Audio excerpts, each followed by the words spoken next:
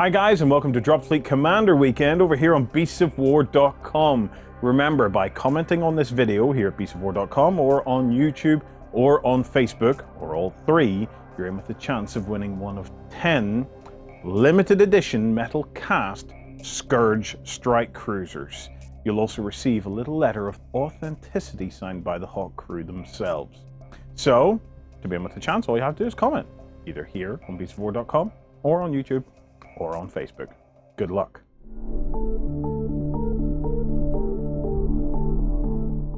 Hello, welcome to Dropfleet Commander Weekend. I'm joined by Simon from Hawk Wargames.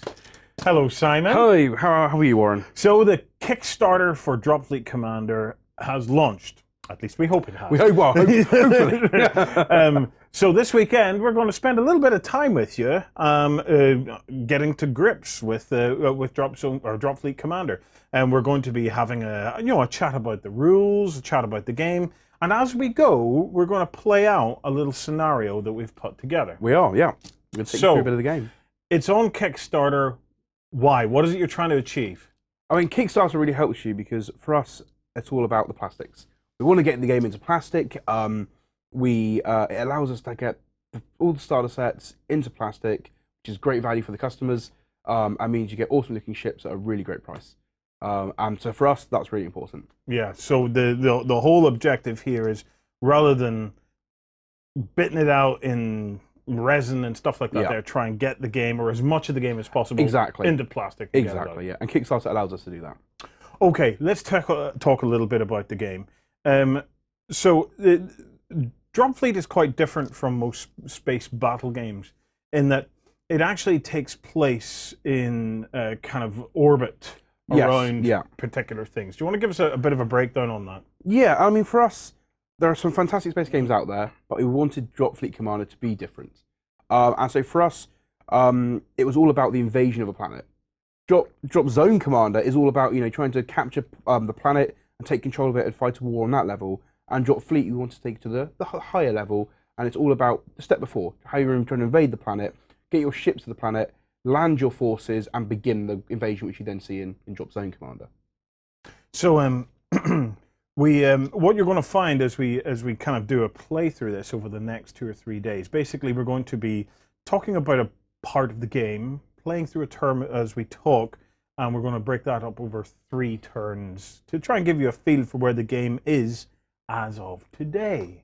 Because remember, by getting involved into the Kickstarter, you can feed back to the guys at Hawk and have your say in how this game develops. Yeah, definitely. And it's worth saying that one of the pledge levels is actually going to give you access to beta tests. So when we close beta tests, you're invited to come and meet us, and you will be able to have an actual impact on the game, be with us, give us your feedback, see the new models, play the games, and we'll take all your feedback on board and incorporate it into the game. So I want to talk a bit about the fleets. During the Kickstarter, we are definitely planning on seeing the UCM and the Scourge. That's correct. With a bit of luck, we'll also see the PHR and the Sheltari. Yes.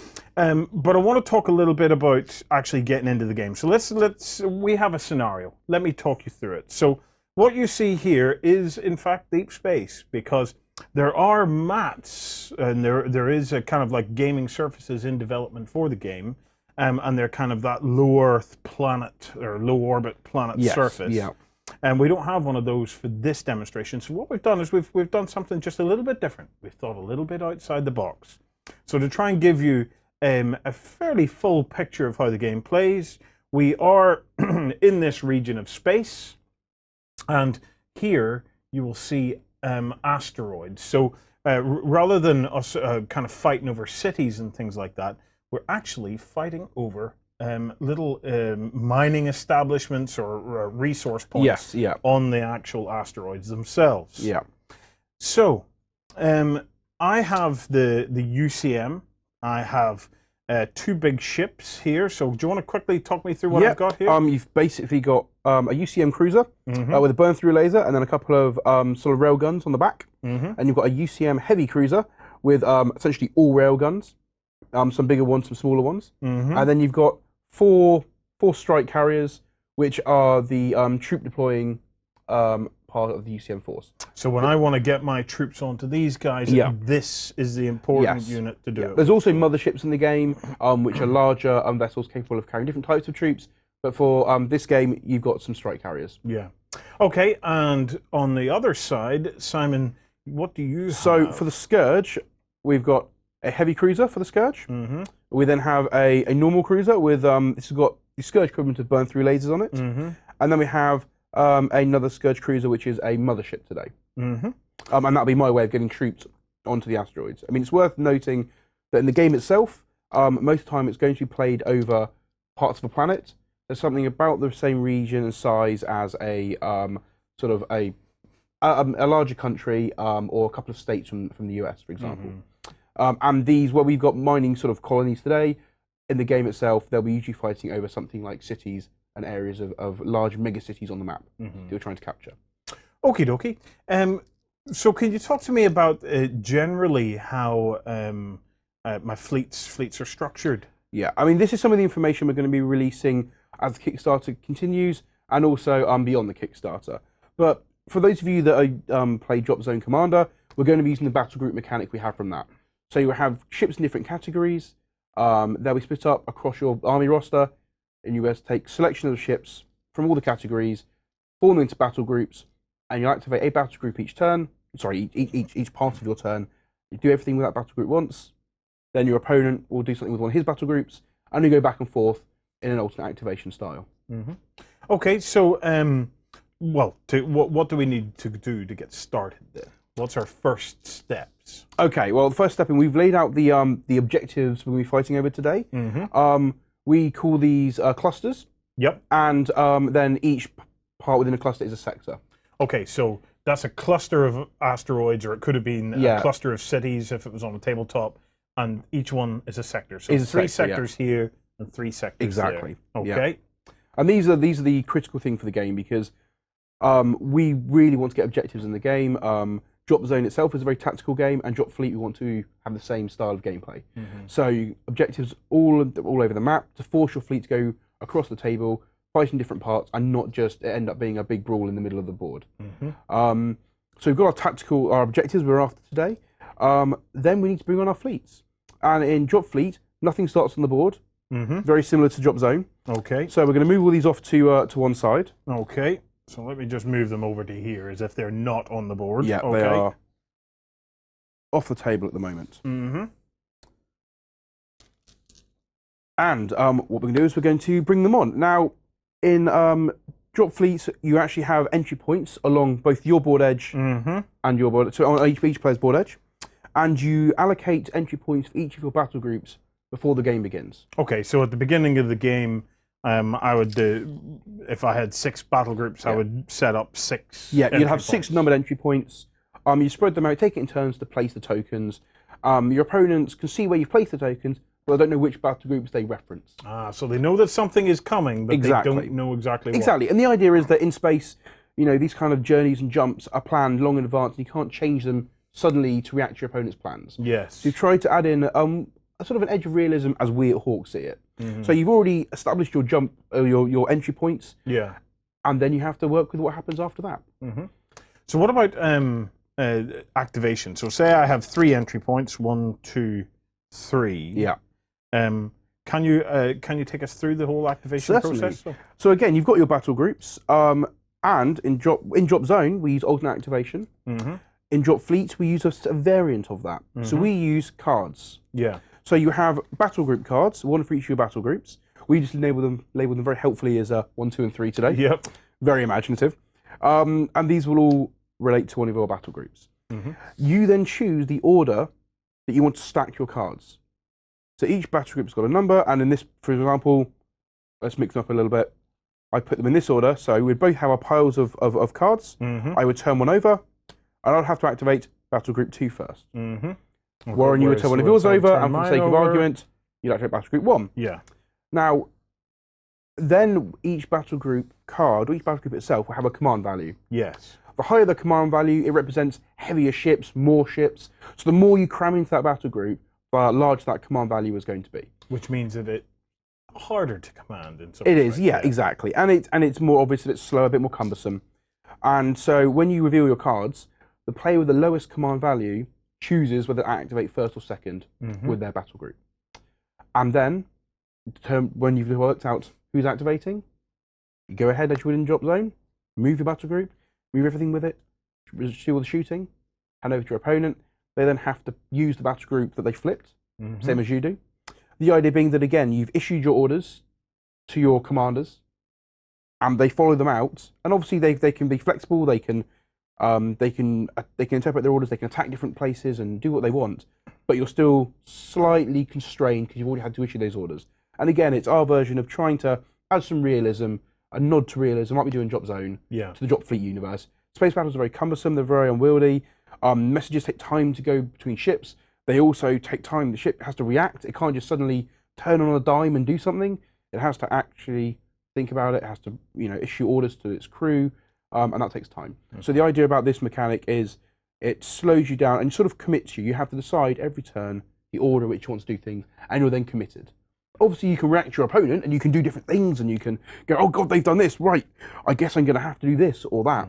But you're still limited by which battle group you can activate at each time. Which kind of makes perfect sense from a fleet management perspective, because these are big ships. Yeah, they are. Like, even the smallest ship is enormous in the grand scheme of things. Oh, yes, so by the time you've managed to put through all your commands and stuff like that to your fleet, you are committed. Yes, yeah. It takes time for things to readjust.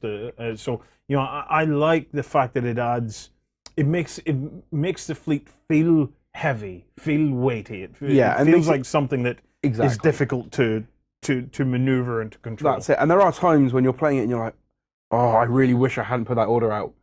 Yeah, you put your cards in such order and you're now committed to it, and suddenly you can't change that order.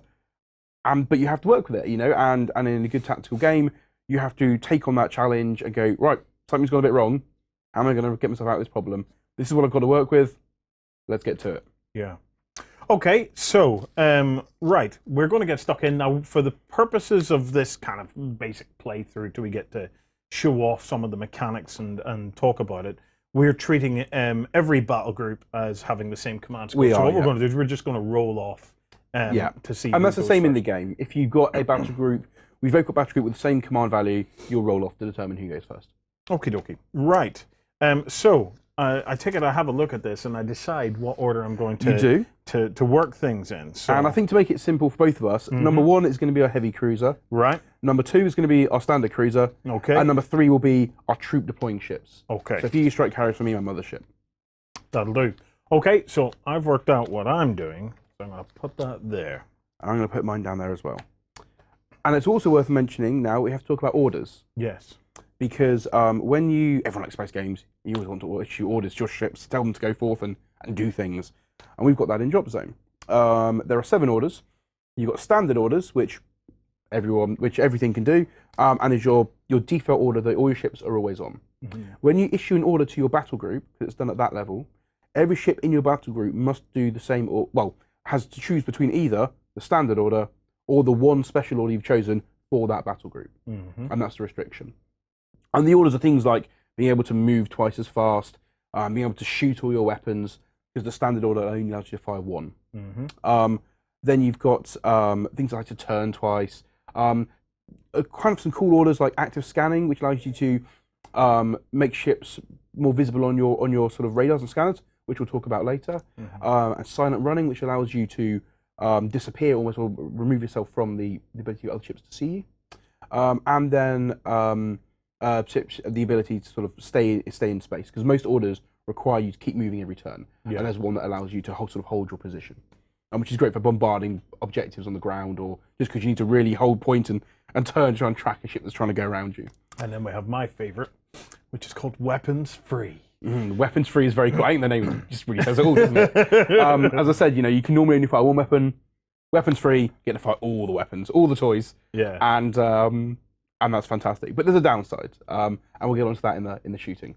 Okay. Talk about shooting. Well, look, I'm going to set up my 3 kind of points, just very. Yeah, I mean, I'm just going to have my 3 quite balanced. 1, 2, and 3. Okay. Yeah, there we And then what do? We turn over. So we turn over our first card. Okay. So I've got number 2. I've got a number 3. So we'll just dice off to see who goes first. Or Yep. who chooses who goes first, I should say. A very unimpressive one. And a 4. Okay, so you get to Okay. choose. Do you want to go first, or do you want to move first, or let me go first? I'm going to let you go first, so as I can get a feel for. what Okay, you so have my to number do. 2 is my my bog standard cruiser, and it's going to come on.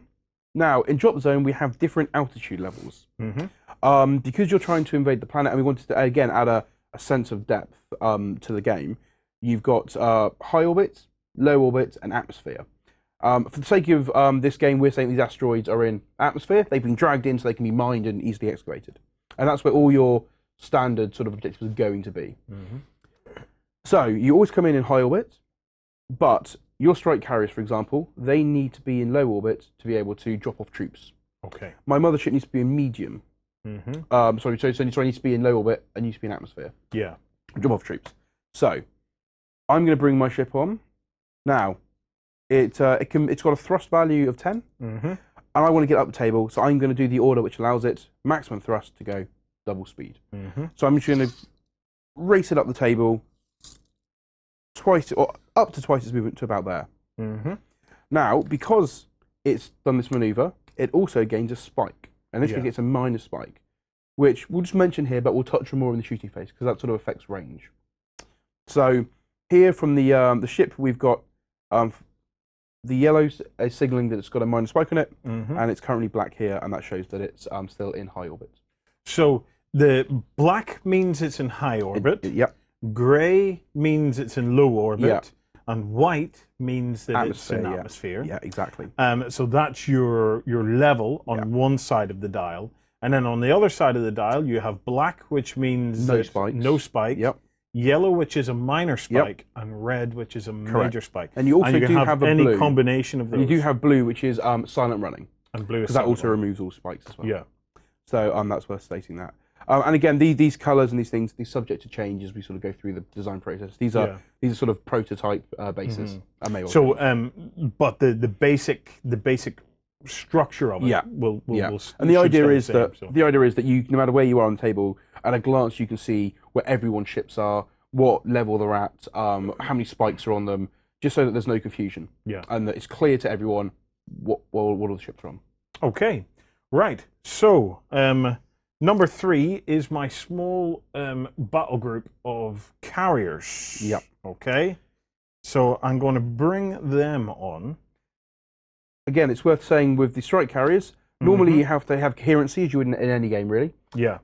Strike carriers, because of their special rules, they can ignore the coherency. And I suspect what you're about to do, they're going to go different directions. Well, absolutely. So they can all fly in all different directions? They can all go different directions, yeah.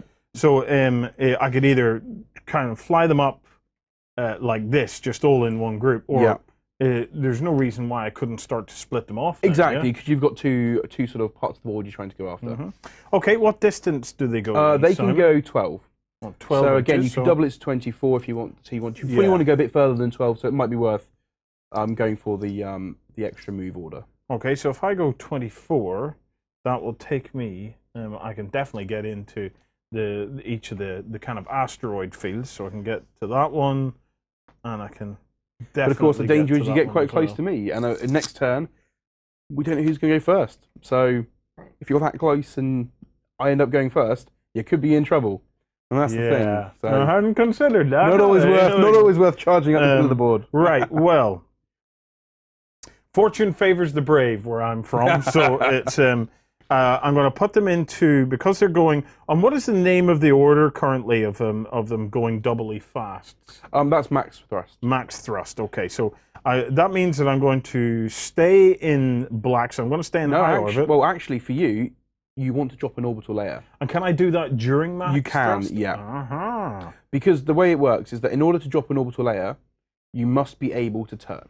Okay. And you can turn when on max thrust. You can do one turn.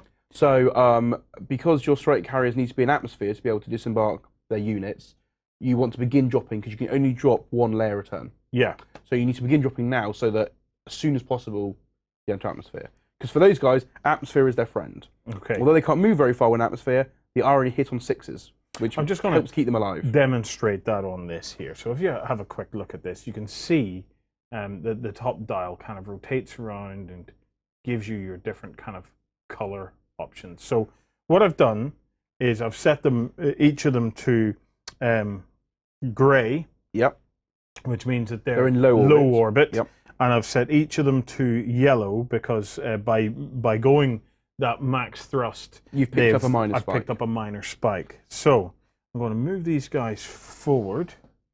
Now, how close to like a city or the asteroids in this instance do I have to be in order to deploy? You generally need to be within around 3 inches or so, Okay. just so you can deploy some. Right. So I have deployed 2 of my carriers in this direction and 2 carriers in that direction. And now I'm praying I get to go first. Right, so then we would, again, flip the next card to see what activates next. Okay. So for me, that's my my heavy cruiser. And for me, it's my heavy cruiser. Look at that. So we'll dice off again to see who goes. Again, a fantastic 1. I seems to be a trend. And at least you've copied me this time. Okay, let's try this again. A 2. Oh, it's an improvement. A 3. Okay. Slightly better improvement. Shall I go first again, or do you want to go first? No, I'm going to go first this time for sure. Let me think. So my heavy cruiser is this one here. It is with indeed. all the cannons. All the guns on it, yeah. Now, let's see. Simon, what are my tactical options for this particular guy at this moment? Well, he's got guns that are quite flexible, actually. He's got a lot to the front, but he can fire them off to the left or the right as well. So, whereas a lot of my guns are fixed to the front, yours are a lot more turreted. So you can be a bit more flexible with him. Your other cruiser, a bit more on point, because he's got a very, very narrow focused weapon. Yeah. Has to be almost pointed directly at his target. But this guy, he can be a bit more flexible. Although you do want him to be generally pointed at one of my ships because all his guns can fire forward, and some can't fire to the left or the right. They can fire to one side or the other. So in terms of his movement, what is he's going to get 8. He gets 8 normal, so 16 if I go flat out, if I go max thrust. Do I really want to be going so far forward? I probably do. Well, you need to support some of your smaller ships. Yeah. They very bravely charged up the battlefield. You probably want to... So I'm going to go the full 16, okay, to start trying to get him up to support. And again, he's going to have picked up a minor spike. Okay, so that means that he gets rotated around to a yellow, but I'm keeping him in the black. Yeah. So you can see there, if I get my hands out of the way, you can see yellow and black. Okay. All right, so that's him done. Okay. Then I've got my... Now, whenever they're going max thrust, they can't shoot or anything. They give up their shooting option. They give up their shooting option, yeah. All of the orders have some pros and some cons to make you really choose which one you want to do at that particular time. Yeah. So I'm going to bring my guy on. And again, he kind of wants to keep pace and get involved. So I think he's also going to max thrust just to get up here and get involved in the fight. And again, he's picked up a minor spike for doing that. Okay. Right. Back to the And the final one. So there we go. So for me, it's my mothership, and then for you, it's your standard cruiser. That's my standard cruiser. Actually, my favorite cruiser of the lot. So let's roll a dice and we'll just see who deploys first, just for the sake of it. Oh, 6. Look at that. Right. So let's see. And a 1. Right. Well, I'll tell you what. You can go first. Right. Okay. And this guy here, is his movement just the same again? As well, movement 8? Again, we've tried to keep it so that if it's on the same chassis, the same hull, it's generally got the similar stats. Okay, so I'm just looking for my yellow with the black to say that he's still in high orbit. And I'm going to move him his 16 inches. And that takes him... Sorry, I have to make the noises. I think that's only fair, really. That takes him right into the thick of it. So, okay, and I've got my my mothership left, and I think, to be honest, I'm going to go maximum thrust, but I'm also going to drop a layer because my mothership needs to be in a low orbit to dispense troops, and all your big ships are in high orbit. Yeah. So while you can still shoot at me, you suffer a penalty. Mm-hmm. And if you want to drop a layer so you don't suffer a penalty, you can't use weapons free. Because weapons free, you can't turn on it, which means you can't go down an orbital layer. So or up an orbital layer. Going up or down a layer counts the same as turning. Yes. So, right. Yeah. Okay. I mean, as long as your order allows you to make a turn, you may go up and down orbital layer as well. Mm-hmm. But because the weapons free doesn't, I'm hoping this is going to keep my my mothership alive slightly longer. It's going to come up there. You know what we'll do? Put it that way around so it's consistent. Mm-hmm. Okay. Right. So that would be the end of the turn. What then happens at the end of the turn? At the end of the term, you have sort of the roundup step, and you clean up the board, you remove any unused tokens or unspent tokens. Also, if you have the ability to launch, so if the strike carriers hadn't gone so fast, the mothership hadn't gone so fast, and there were objectives nearby, they could launch their infantry to take things. If you're a carrier, you can launch fighters and bombers at this point to protect ships, to try and destroy ships, to do all of that. Okay. Well, guys, that is part 1. Okay. Stay tuned because tomorrow we're going to be looking deeper because tomorrow we get to start looking at weapons. It's time things will begin to die. Shooting. So, go over, check out the Kickstarter. There's a ton more information over there. And other than that, we will see you tomorrow for part 2 of 3, where things are about to start getting meaty. Oh yes. See you then.